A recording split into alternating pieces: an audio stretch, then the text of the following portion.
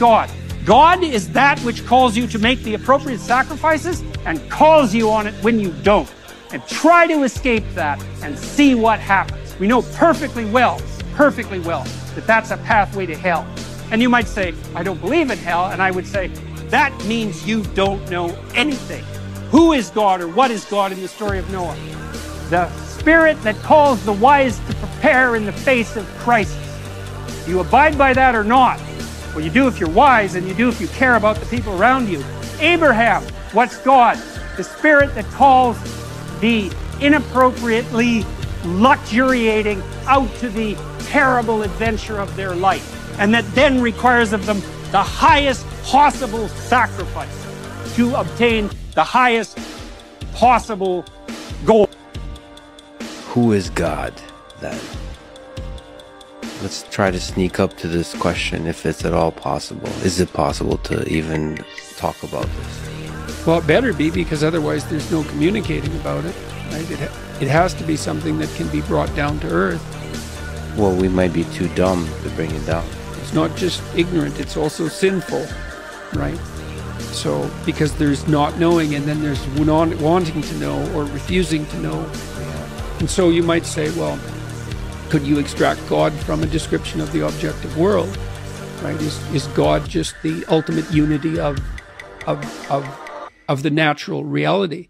And I would say, well, in a sense, there's some truth in that, but not exactly, because God, in the highest sense, is the spirit that you must emulate in order to thrive. How's that for a biological definition? Spirit is a pattern. The spirit that you must emulate in order to thrive.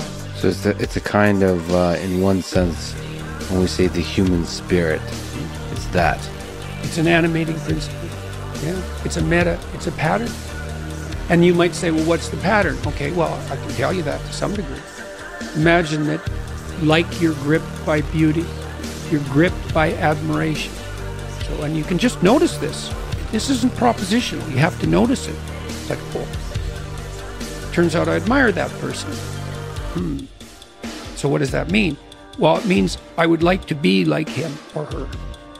That's what admiration means. It means there's something about the way they are that compels imitation, another instinct, or inspires respect or awe even.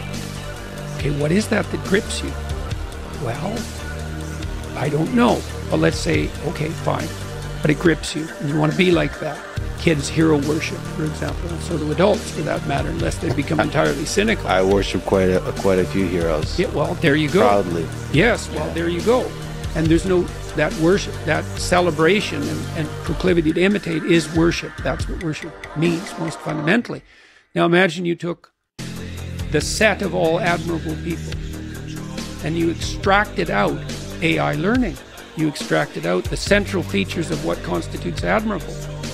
And then you did that repeatedly until you purified it to what was most admirable. That's as good as you're going to get in terms of a representation of God. And you might say, well, I don't believe in that. It's like, well, what do you mean? Yeah. It's not a set of propositional facts. It's not a scientific theory about the structure of the objective world.